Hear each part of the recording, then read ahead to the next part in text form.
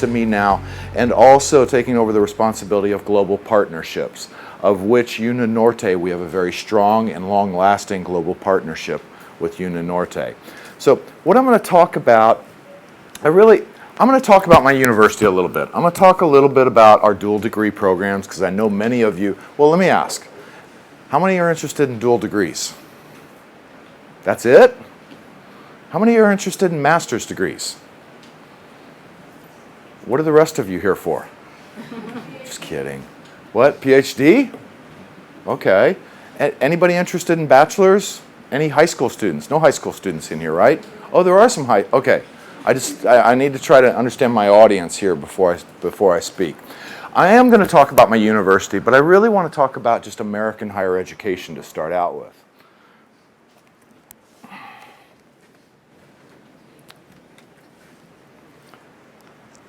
So this slide is really it's going to be hard for you to follow this slide without me talking. I'm not a person who puts a lot of sentences on slides. I just like to talk about some of the key words that are up there. Undergraduate education in America is much different than the rest of the world. We're different than the United Kingdom. We're different than the education system in France. In fact, there's really no education system in the world that is similar to American higher education. Every education system in the world teaches what we call practical knowledge, and they teach it very well. Practical knowledge. We teach accountants to do a profit and loss. We teach accountants to do an EBITDA.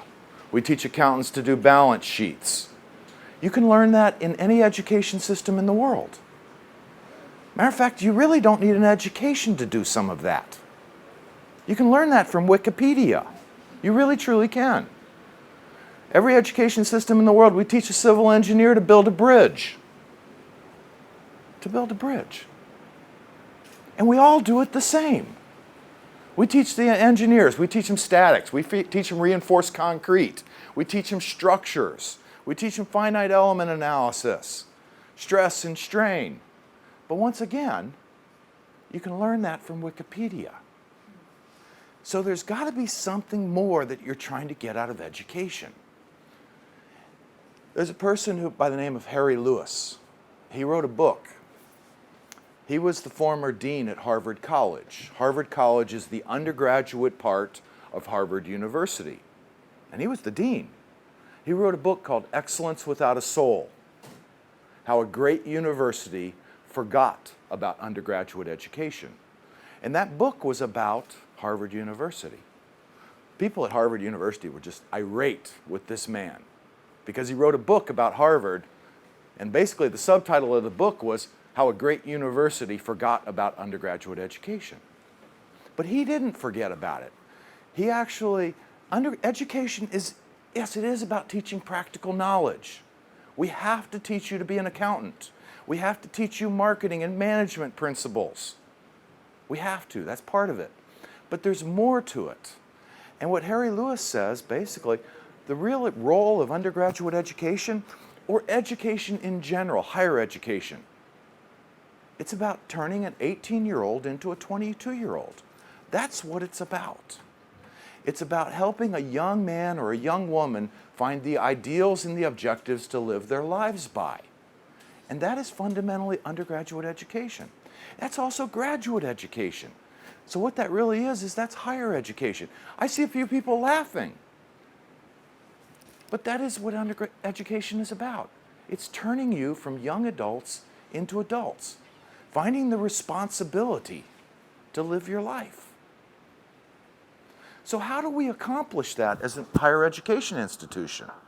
Well, in America, we do it significantly different than anyone else in the world. Yes, like I said, we teach practical knowledge. But the one things in America that we probably teach better than anywhere else in the world, and I know your curriculums. I've seen your curriculums.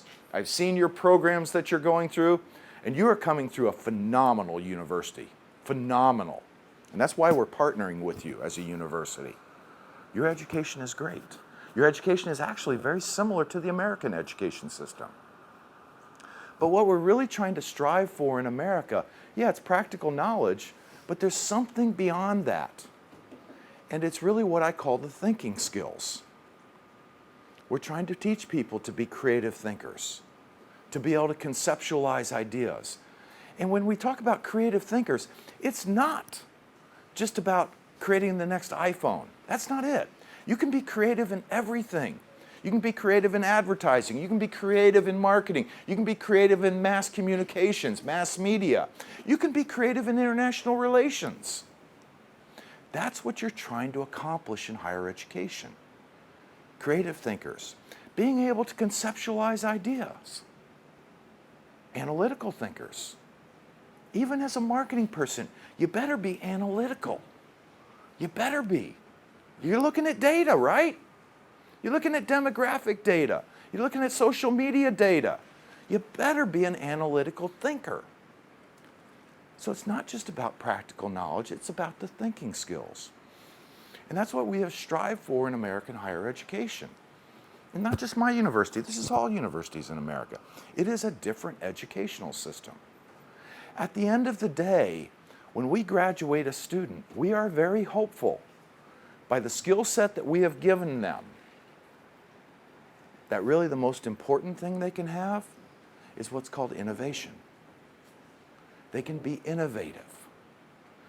And this, many historians actually say that what made America great, and people will say, oh, it's because you're free, it's because you're a democracy, you know, it's because you're a land of immigrants, and that made you great. A lot of those things are true. But one of the things that really made our country great is because we're innovative. We innovate. We're not trying to copy what other people did. We're trying to produce people from our higher education system that are innovators. Our education system is extremely flexible, extremely. You know, you can come to America, you can get 2 bachelor's degrees, all in 4 years. You can get a bachelor's degree in marketing, a minor in mass media, a minor in psychology, all at the same time, in 4 years. A lot of people criticize the American system, and they say that in the American higher education, you have no structure. It's not structured. That's true. We have a very unstructured educational system, but that's actually what makes it beautiful, that there's so much flexibility in the system for the students to create their own degree. I'm going to give you an example of the American higher education system now, and I'm going to use marketing as an example. So let's say you're a student from any country in the world and you want to get a bachelor's degree in marketing from America. Your first year in America higher education, you'll never take a marketing course. Never. We teach general education, very similar to the general education you have gone through at UniNorte.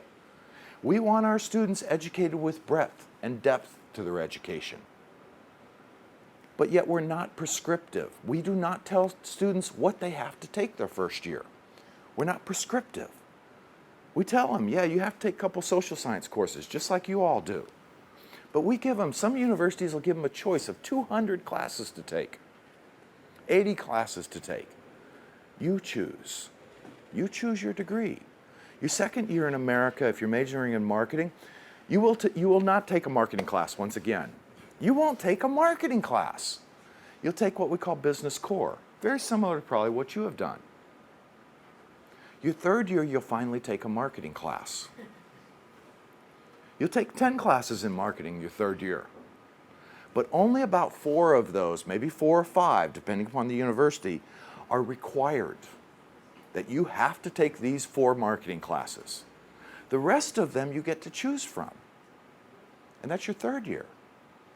Your fourth year is amazing in America higher education because it's usually all electives. It's electives. You can take 10 more marketing classes if you want. You could take 10 finance classes if you want and get dual bachelor's degrees, bachelor's degree in finance, bachelor's degree in marketing, all in 4 years. You could take psychology classes. I mean, you really want to be good at marketing? Take some courses in human psychology. Get a minor in psychology. Take some courses in social media.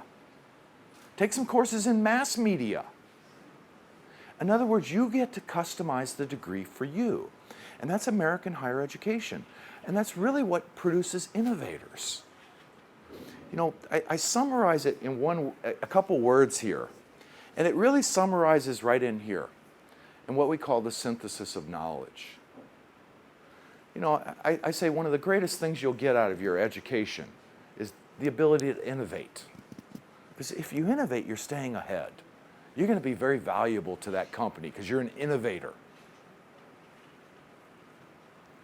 But what you really want to get out of education, higher education, is what we call the synthesis of knowledge. Does anybody know what I mean by that? The synthesis of knowledge. What does the word synthesize mean? Put together, synthesize things. That's what we want. The synthesis of knowledge. Marketing to psychology. You want to be good at marketing, you better be able to synthesize the knowledge from human psychology to marketing. If you don't know your audience, you're not going to be very good at marketing. That's a great example with just marketing, but the examples are everywhere. You know, just an engineer. How many people are engineers in the room? Okay, quite a few engineers. Business students. Okay. You know, just the synthesis of knowledge across engineering. You know, when I went to school, and I'm not a civil engineer, but when I went to school, you know, the civil engineers graduated and they built bridges. They build bridges, right? Now, when a civil engineer graduates, if they're not able to synthesize the knowledge from electrical engineering to civil engineering, they're not going to be successful in their life. Because as you look at a bridge today, although you don't see it, that bridge is filled with sensors. Whether they're corrosion sensors, stress sensors, very often they're wireless sensors that are going back to some communication place to be continually monitoring that bridge. It's not just about civil engineering. It is about electrical engineering. And that civil engineer needs to be able to synthesize the knowledge from electrical engineering, synthesize the knowledge from architecture, and really from any discipline. And I think that is the one thing that American education does. And it is what made us great. Where were you born, young lady? Where? Barranquilla. You were born in Barranquilla. Where are you from? Barranquilla? Everybody from Barranquilla? No, not everybody. So I guess what I want to ask now is, why do you want to study abroad? Why? Why, young man? Why would you consider studying abroad? What reason? Okay, we'll pass on you. It's okay. It's okay. You want to study abroad, maybe? Why?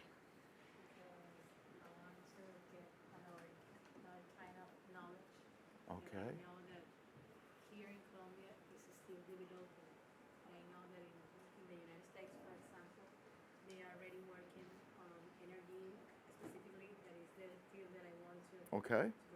Alternative energy sources, things like that. Okay. To broaden your education, or to maybe possibly get a better education, although I don't want to say that because I know this university well now. You are getting a great education. And I would never say go to America to get a better education. That's not, you couldn't go to Harvard and get a better education than you're getting. Okay? That's not the reason to study abroad, though. Why? Why do you want to study abroad?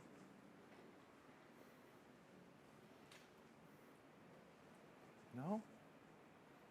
Well, I'll tell you why. You know, you're all from Colombia. Almost everybody, I assume, is from Colombia. And you all hold Colombia passports, right? And you all are considered citizens of Colombia, right? Okay. And you assume that I'm an American, right? And I probably hold an American passport, right? And I am a citizen of America, right? Had you asked me that, or had we talked about this 6 years ago, I would say yes. I'm an American citizen. But I really don't say that anymore. You know, I have traveled the world. I've been to this country at least 5 times in the last 6 years. I have been to Russia 10 times probably. I've been all over the world. And although I haven't studied in those countries, this is why you study abroad. That's why. So that you're always going to be a Columbia citizen, but that's what you want to be. You know, you want to be successful in life? You want to be successful? You want to be an asset to the company you're working for in Columbia, or the company you're going to work for in Miami, or anywhere in the world? You better become that. You know, this is really, I consider it to be a problem with Americans, that we aren't global citizens like many people in the world are. Now, I look at the Europeans. They truly are global citizens. They travel amongst borders freely. You know, many Americans, we still don't have passports.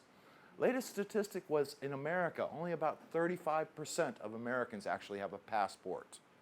A passport. You know, a lot of that is because of the country. You know, in some ways, we don't have to leave our country, you know, to go on vacation, to see friends, to see family. But we're not global citizens. But if you want to be successful in this world, that's what you want to be. And that's why you study abroad. Whether it's learning another language, learning another culture, studying at a different university. And I do agree, you know, just studying at another university under a different type of faculty than you studied up till now, that's going to benefit you. You know, I went to 3 different universities for my 3 degrees. My father used to be a dean of engineering at a university in the Midwest. And my father he told me early, he said, don't stay. Don't stay at the same university. And I'm not telling you, you know, don't stay at Uninorte to get your master's degree. It's okay. But if you really want the most out of your education, keep changing. So I went bachelor's degree, one university, went master's degree, another university, PhD, another university. And I wanted to just keep on getting different perspectives in my life. You stay at one university, you're getting one perspective. But that you might be locked into that situation. Everybody's situation is a little bit different. This is real hard to see. I know it's hard to see. Yeah, you can't see that. This is American higher education, though. This is the Carnegie Foundation on Higher Education. This is a nonprofit government group. And what they do is they look at all the universities in America and they stratify them into groups so that you're really aware of what type of university you're talking to. Where do I want to study? What type of university? Hello. This is American higher education, though. 4,600 colleges and universities. I don't know how many are in Columbia. I'm assuming probably about 30. My guess would be maybe 30 in the country. That might be a little bit low. It might be maybe 50 or 60 universities and colleges in Columbia. Does anybody know how many are in the world? How many universities are in the world? No? Guess.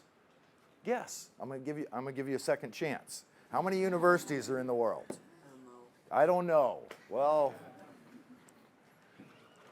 there's 18,000 universities in the world. 18,000. 1/4 of them, 25% of the world universities are in America. But yet we only have about 4% of the world population.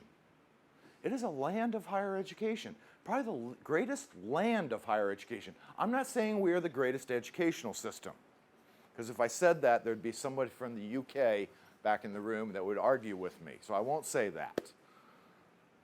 But we are a land of higher education, and we have something for everybody. 4,600 colleges and universities. What we do is we stratify them in America into groups. There are what are called the doctoral universities. There's 300 of them in America. Of that, we put those into groups. These are also called what we call the national universities in America. And there's 300 national universities. There are what we call 100 of them that are in what we call the Tier 1. This is the highest category of universities in America, Tier 1. You've heard of many of them. Princeton is Tier 1. Harvard, Berkeley, Stanford, these are all Tier 1 universities. My university is also considered Tier 1. It's one of these top-tier national universities. But what you really see here is there's something for everyone in America. You know, I often think the most important aspect of choosing a university is finding a place where you will find it to be home. You know, you want to go to Harvard, you want to go to MIT, great universities. They're great universities. But are you going to feel at home there? The most important criteria in picking a university is this someplace where I am going to enjoy the next year of my life doing a dual degree, the next 2 years of my life doing a master's degree, the next 4 years of my life doing a PhD, or 4 years doing a bachelor's degree. You have to find a place that you'll find as home. Well, with 4,600 universities, we have something for everybody. We truly do. We have large, powerful research universities in metropolitan areas. We have powerful research universities in urban areas. We have small liberal arts colleges that might only have 1,500 students in a small town in the Midwest. There's literally something for everyone in America. So let's talk now about my university, but I'm going to talk about it in the context of 6 questions. That's it right there. You will make a decision if you want to do a dual degree at USF or one of the other many partners that UniNorte has on dual degrees, or you want to do a master's degree or a PhD, or for those high school students, you want to go and get a bachelor's degree in America. You will make that decision. You will select a university based upon 6 things. That's it. 6 considerations. You're going to, where is it located? Destination, location, environment. Is it a great university? Does it offer what I want? You know, many universities in America offer the MBA, Masters of Business Administration. Is that what you really want? Or do you want a master's degree in finance or a master's degree in marketing? Do you want one of the specialized master's degree? So it really comes down to the comprehensive nature of the programs at that university. And to some degree, the quality of those programs. That's going to be part of your decision process. You're going to make a decision based upon, can I get in? Is it accessible to me? Is it accessible? If I apply, can I get in? Will I be admitted?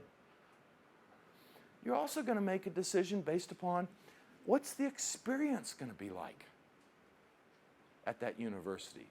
Remember, this is a time investment, this is a money investment. You better enjoy it. And finally, you're going to make a decision based upon whether it's affordable. I'll give you an example. My son's an engineering student at my university. Freshman, first year. Smart kid. You know, I, as an engineering professor, I would have loved my son to go to MIT or Caltech. MIT, Caltech, top 2 engineering schools in the world. I would have loved for him to go on to MIT. It's a great university. They offer everything in engineering. It's in Boston, Massachusetts, probably the greatest college town in the world. You know, you got Harvard, MIT, Boston College, Boston University, Massachusetts Amherst, Tufts, and a load of private small liberal arts schools. Probably the greatest college town in the world. The student experience, I don't question it. Here's the problem, is these 2. So I, as a father, my son as a student, we got a problem. He's a smart kid. He's my son. Better be smart. He was never going to be able to get into MIT, though. We knew. He took the SAT, took ACT like 3 times, I think. He wasn't going to be able to get in. Further, I make a lot of money, but I can't afford MIT. It's $46,000 a year tuition. They got to live in Boston. That's another $25,000 a year. I mean, I'll do anything for my son as a parent. I'll sell my house, I'll sell my car, I'll sell my wife, you didn't tape that, did you? Don't put that on the internet, please. No, we'll do anything as parents for our children. So this is the thought process you go through. So in this context, I'll talk to you about my university. Admissions we're going to talk about the dual degree programs, some of that. So, we're destination, location, and environment. So repeat after me. What's this? United States, right? Okay, United States. No, repeat after me. United States. United States. Paradise. Paradise. So, I want United States? United States. Paradise. So, we're located in Tampa, Florida. It's on the ocean. It's a metropolitan area of about 4 million people. That's made up of about 5 different cities around the Tampa Bay. We're the 15th largest metropolitan area in America, behind New York, Los Angeles, Chicago. So this is a large metropolitan area. We're about an hour from Orlando. For those engineers in the room, we're about a 2-hour drive to the NASA Kennedy Space Center. This is the largest concentration of engineering jobs anywhere in the world surrounding the NASA Kennedy Space Center. About a 4-hour drive down to Miami and Miami Beach. Average 28 degrees. I was just checking my phone earlier today. It was 92 degrees in Barranquilla, and it was 82 degrees in Tampa. So it is not as hot as Barranquilla. Average temperature is about 28 degrees Celsius. So what, about 70, no, probably actually about 82 degrees Fahrenheit, average temperature, something like that. Sunshine's very similar climate to here. It's just not as hot. City of Tampa, a very modern city, often considered one of those modern cities in America, one of the cleanest cities in America, one of the best outdoor cities in America. And this gets to that student experience. You want to go someplace that you're going to enjoy, that you're going to enjoy those 4 years, those 2 years. We have beaches too. You have beaches an hour and a half away in Cartagena, right? We have some of the best beaches in the world. Outside of maybe Phuket or Pattaya or Hawaii or Bali, I mean, really ranked as the best. Downtown Tampa, it is on the ocean. It's absolutely beautiful. You know, I've been there 28 years. I will never leave this place. I've had opportunities to go to other universities. You know, as professor, as an administrator, I don't even consider opportunities anymore. This is one of the most beautiful places I've ever been, and I've traveled the world. Oh, and we have beaches too. I don't know how that slide got in there twice. You know, this is once again that student experience. You want to have fun. This is 5 minutes. You can walk to this, a world-class theme park, right next to the university. Look, I put this up there because, you know, you come to American higher education, we expect you to study. We expect you to go to class, just like Barranquilla, right? Go to class and study. But the thing is, you know, there's 168 hours in a week. Yeah, your professors here, they expect you to go to class and study probably 60 hours a week, right? There's another 108 hours in the week. Yes, you have to sleep, I know. You got to sleep and eat. But it's important you have fun. It's very important. It's important you have fun for your own physical sanity and your own mental sanity. You can't study 168 hours a week. So this becomes part of your choice. You want to go somewhere that you're going to feel at home. Oh, we got beaches.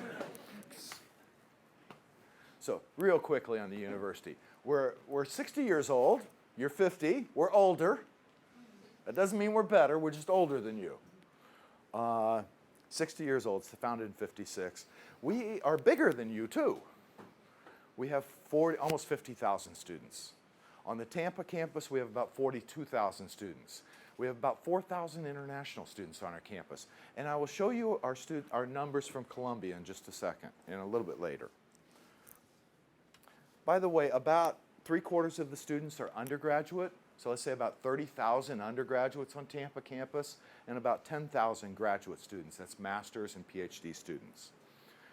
The campus is beautiful. It's absolutely gorgeous. Very well matured. It's actually just humongous in size too. This is not To walk across our campus from one corner to the other will take you over an hour to walk. It's that big. We have an 18-hole golf course on campus for students. It's for students. It was built for students. Students pay for it with their it's part of tuition and fees. And that's how big this place is. The place is about 3 kilometers by 2 kilometers. That's the size of the university. And you're only seeing a little bit of the university here.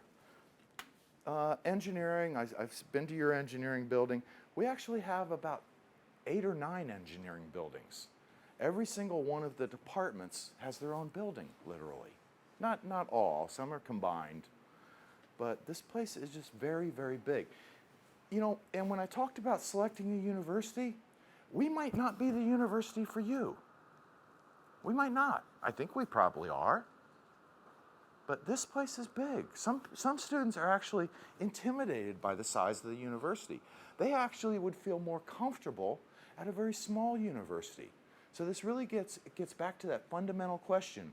If you want to transfer, you want to do a master's degree, a study abroad, you've got to find someplace where you're going to feel at home. You're going to enjoy the experience. You're going to do better academically if you enjoy the experience. Business, multiple business buildings, just giving you a flavor. So are we any good? Who are we? Are we any good? Remember, number 1, destination. And I say number 1, there's 6 factors. I'm not saying one of them is more important than another. There's 6 things you need to consider. The last one, affordability, might be the most important. I don't know. Or the quality of the university is more important, and it doesn't matter how much it costs. So are we any good? These are the rankings in the world. This is U.S. News & World Report. We're ranked number 156 in the nation out of almost 5,000 universities. This is a great university. You know, I put this up there, 156th. 4 years ago, we were ranked 181 in America. 3 years ago, we were ranked 173 in America. 2 years ago, we were ranked 171. 1 year ago, we were ranked 161. This year, we're ranked 156. The rankings will come out again in October, and we will be ranked in the 140s. This is a university getting better and better every single day. You know, it's a university that's passing other universities. National Science Foundation in America, basically a ranking of engineering research, is what it is. They rank us number 41 in America. Several years ago, we passed Princeton University in that ranking. A few years ago, we passed Purdue University in that ranking. We passed universities that have been around 200 years, 300 years, world-renowned universities. This ranking right here, U.S. News & World Report, Global University Rankings. Last year, we were ranked number 299. Now they rank us in the top 275. Times Higher Education, done by the United Kingdom. Remember, this is out of 18,000 universities in the world. Last year, Times Higher Education in the United Kingdom ranked us in the top 275 in the world. This year, they ranked us top 250 in the world. So not only is this a well-ranked university, but we're passing other universities. We're getting better and better. So, destination, location, and environment. Great university. We offer everything. We truly offer everything. I know most of your engineering or business. If you're not engineering or business, raise your hand. 2, 3, 4, 5, 6, 7, 8. Okay, there's a few of you out here. We offer everything. It's easier to say what we don't offer. We don't offer agriculture. We don't offer forestry. We don't offer law. So we don't offer the Juris Doctorate, the JD degree, the law degree in America. We do offer pre-law. We offer international relations, political science, those type of degrees, but we don't offer the law doctoral degree. We don't offer some things in nutrition. So it's very limited what we don't offer. We offer everything in medicine and nursing, MD, Doctor of Pharmacy, Doctor of Physical Therapy, bachelor's through PhDs in nursing, everything in public health. Our public health college is ranked top 20 in America. That's bachelor's, master's, and doctoral degrees. Everything from healthcare administration, healthcare management, epidemiology, immunology degrees, world health degrees. We offer, of course, all the engineering degrees at bachelor's, master's, and doctoral. level, and that's basically all the fundamental degrees at the bachelor's degree and specialized degrees, everything from biomedical engineering to environmental engineering at the master's and doctoral levels. Everything in the sciences. You know, most universities in the world, they offer biology, bachelor's degree in biology. We offer that. We offer a bachelor's degree in microbiology also, bachelor's degree in marine biology, bachelor's degree in cell and molecular biology, bachelor's degree in integrative biology. We offer everything. You dance? You dance? You don't dance? No? We offer degrees in ballet, modern dance. We are what's called a comprehensive university. We have degrees in theater. So we basically offer everything. So once again, part of your decision process. So can you get in? Will we admit you? Let's talk in a couple different categories right now. If you're considering dual degree, that is, you did your first 4 years here, or your first 3.5, depending upon your program that you're in. Let's say you did your first 4 years here. You can come to USF, do your 5th year, and you will get 2 bachelor's degrees. That's in business and engineering. We're trying to develop those in all, not all, but many other disciplines here, whether it be in the law area, international relations, public relations, other disciplines. We're trying to develop the dual degrees. Can you get admitted to that? We'll admit you if you have a 3.5 out of a 5, okay? So we are very accessible as a university for students from Columbia. At the graduate level, though, and I want to talk about this right here, at the graduate level, we are fairly selective. So if you want to come and get a master's degree at USF, master's degree in engineering, we require at least a 3.0 out of a 4.0 GPA. That would be a 3.5 out of a 5, okay, on your scale. And you might say, well, I have that. That's only a small piece to the puzzle. We also would require a GRE or GMAT. These are standardized tests, GMAT for business, GRE for engineering. These are standardized tests. Minimum 3.0 out of a 4 GPA or a 3.5 out of a 5, but then we require GMAT or GRE. Now, this is where it becomes a little tricky for those students considering a master's degree. Let's say you have that 3.5 out of a 5 GPA, and you want to get into our College of Business. That's okay GPA to be admitted, but what they'll probably require, well, no, I know what they'll require a high GMAT score then. A high GMAT. They might require a 600, 650 on GMAT to get admitted. But if you have a higher GPA, like a 4.5 out of 5, they'll lower the GMAT score for you. It's what we call a sliding scale at graduate admissions. Most universities in the nation do this in America. So they might say, well, you only need a 3.5 GPA out of a 5. But what they're not telling you, and it's not that they're not telling you, but you're not hearing the whole story, in that it is a sliding scale. You have a high GPA, lower test score. High test score will probably accept you with a lower GPA. So graduate admissions tends to be subjective. It is also, graduate admissions at most universities is based upon the space available. So let's say it's the master's degree in finance, and our finance department had 500 applications. They only have space for 40 new students in the master's degree. So of those 500, they're going to admit 100, the top 100, because they know if they admit the top 100, 40 of them are going to show up. Okay? And that's just based upon some past statistics. So 1 year, we might admit you with a 4.0 or a 4 out of 5 and a 550 GMAT. The next year, because the pool of candidates changed, we might require higher GMAT scores. So it becomes very subjective, and it varies year to year. No university will ever give you an answer to this. It's hard to get these answers. I have about 20 minutes, so.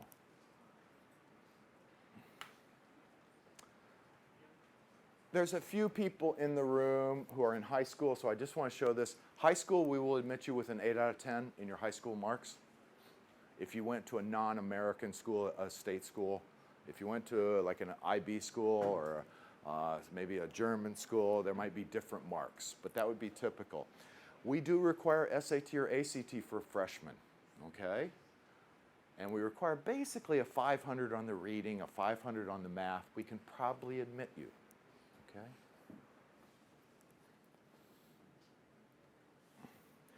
I already talked about this a little bit. This is graduate admissions. You know, GMAT is out of an 800. Most of our programs require a minimum of 500 on GMAT. Although finance and management information systems, they require a 550. But that doesn't mean you'll be admitted. Remember, they're gonna balance those two, okay? That's why I say the sliding scale.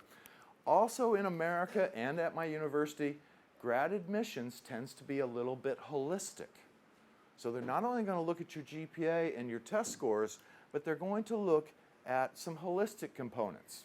They might want you to write a statement of purpose. For an engineer, it might be something about a statement of research. They'll want to see your vita. They'll want to look at some reference letters. So they will typically look at these. A lot of times they don't look at this if you have phenomenal GPA and a phenomenal GRE or GMAT. But if you tend to be in that borderline category, they're going to start to look at what we call holistic components. I'm going to skip that. I'm going to talk about scholarships in a second. So I just want to go through, so we kind of talked about location, destination, environment, quality of the university, comprehensive nature, talked about admissions, but I'm willing to answer any questions on admissions if you have individual questions about individual master's degrees. I will give you a broad brush of some scores. I talked to you about GMAT. You want to get into our College of Business master's degrees, at least a 500 GMAT, but that's not going to guarantee admission. You start to get into the 570s and 580s, you're pretty much guaranteed admission to our master's degree. That's a GMAT out of 800. So you're starting to look at something over 550, you're pretty much guaranteed. You can go a little bit lower if you have a very high GPA. GREs for all the other programs like biology, chemistry, international relations, any of the engineering programs, they're looking at a GRE. GRE is done out of a 340 scale. 340 is the maximum. Most of our engineering programs are looking at around a 305. Most of our science programs are looking for around a 300. Other programs like political science, international relations, maybe a 295 on the GRE. So one thing you have to understand about American graduate school admissions, it varies not only by university, but it varies within the university by program. Whereas when we admit a freshman and undergraduate, it doesn't vary by program. We're just looking at their high school marks and maybe their SAT, ACT, and they're admissible. Each one of the departments at a university controls the graduate admissions. So the criteria will vary. But if you want to ask me at the end about a particular program, I can give you a good idea of what it's going to be. This is a little bit about that experience. This is part of student life in America. I don't know, I've never seen your mascot. Do you have a mascot here? You don't have a mascot? This is our mascot. This is Rocky the Bull. He is in London, actually. We took him to London. He's been to China. We took him to China. I have pictures of Rocky the Bull on the Great Wall of China. This is our mascot. He was at Tiananmen Square in the Forbidden City in China. This is about the student life. And this is very, very American. But we want you to fall in love with our university. You know, I saw the ceremony. How many people went to the ceremony last night? A few? One, two, couple? You all should have went. I fell in love with your university last night. I really did. That was one of the most amazing ceremonies I've ever seen. You have passion for this university. The students do, the faculty do, the staff do. And that's sort of what we're trying to accomplish here. We want our students to fall in love with this place. We want them to, and this is not just my university, this is American education. We want this to be the 4 greatest years of their life, or the 2 greatest years of their life. We want it to be a home. And this is a little part of it, but a very important part. It's about creating that school spirit. It's about creating pride in your alma mater, that you're going to follow your alma mater the rest of your life. I'll skip that. So I want to get to this so I can leave 5 or 10 at the end, well, 5 minutes at the end. This is our national demographic, and we're going to talk about price and scholarships here, if I can squeeze that in. National demographic. You will see, just like any university in America, we have Chinese and Indian students. 2 largest countries in the world. There's over 1 billion people in each country. But we also have a very strong South American population. You will see Venezuela, and you'll start to see Jamaica, so some of the Caribbean. You will see Colombia with about 70 students from Colombia. And this is one comment I will make. I'm working with your international office here.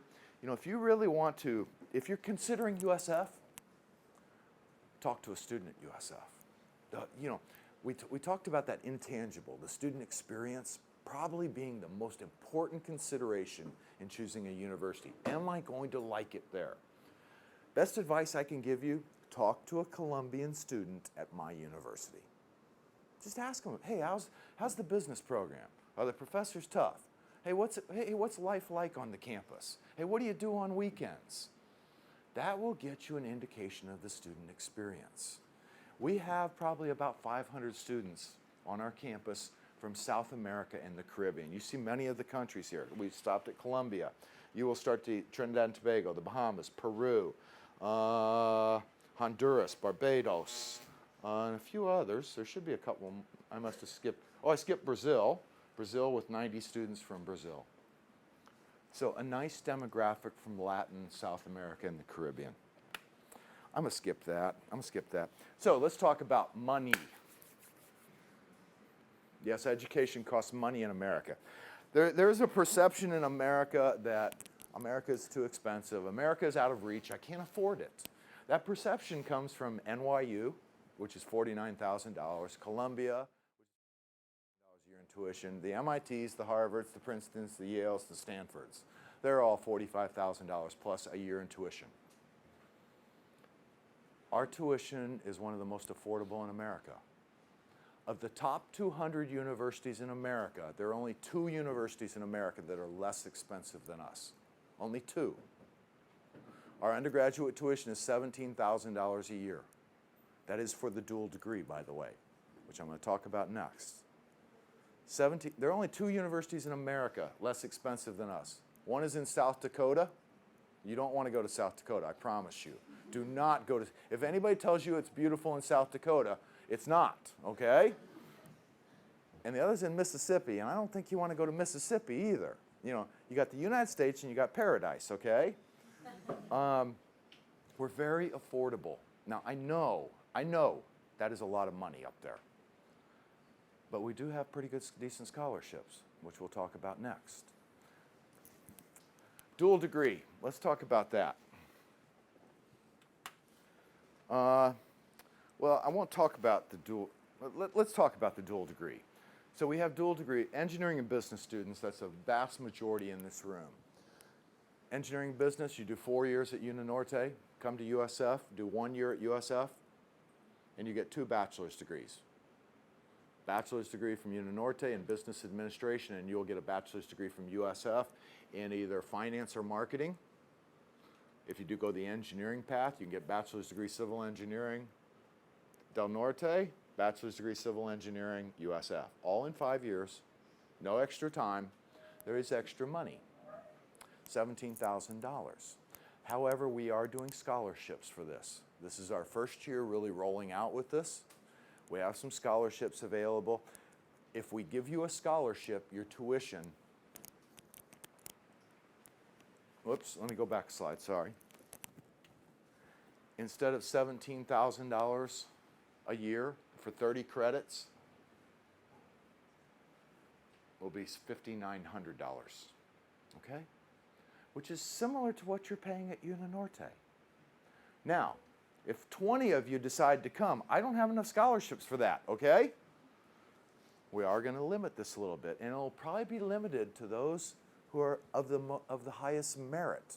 So if you're a student with a 4.8, 4.9 out of 5 GPA, there might be a possibility if you want to come to USF for your final year, get 2 bachelor's degrees, we could get your tuition down to around $6,000 a year, which would be similar to the engineering tuition at Uninorte.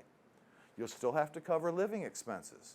But I will tell you, the living expenses in Tampa, Florida are some of the most reasonable in America. Remember I told you, you want to live in New York City, it's going to be $25,000 to $30,000 a year, just living expenses. Those same living expenses in Tampa will be about $15,000. It's very, very affordable, one of the most reasonable places in America to live. Let me see. My time's almost up, so I really want to entertain some specific questions. So, I can put up a few more slides. I told you, you're going to make a decision. Should you choose to study abroad, whether dual degree, master's degree, or even transfer from Del Norte, or you're in high school and you're trying to pick a university, destination, location, environment, great university. What do they offer at that university? Can I get into that university? What's the experience going to be like at that university? And can I afford it? That's what all those factors are going to come into play.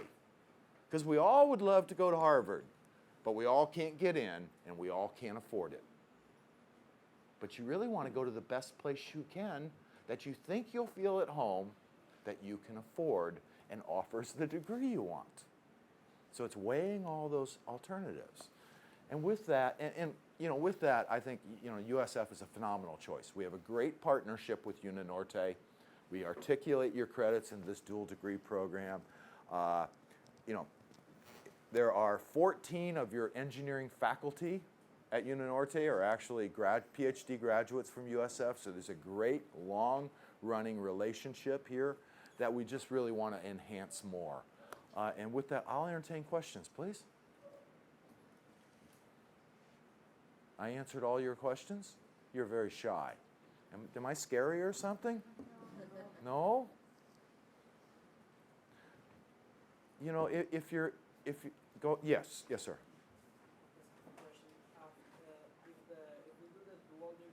Yeah. With engineering, we can, after the 1 year, we win the FIU, in the USF, sorry, we can do like a master's degree after the dual degree? Yes.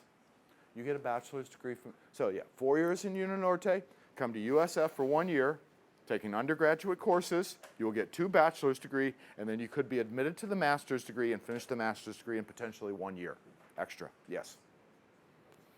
That's for engineering.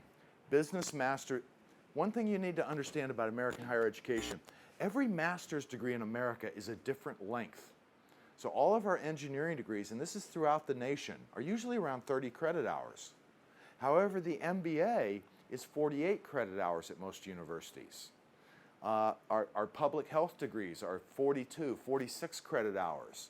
But the engineering is one of the degrees where you can actually finish it in 1 year. And we're